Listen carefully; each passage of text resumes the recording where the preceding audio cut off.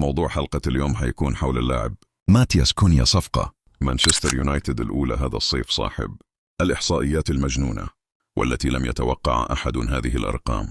حقا لاعب جيد جدا سيخدم الفريق، وطبعا الشياطين الحمر ما زال ينقصهم العديد من الصفقات لبناء فريق قوي يمكنه على الأقل أخذ المراكز الأربعة الأولى. فالدوري الإنجليزي لن نطيل عليكم، سنبدأ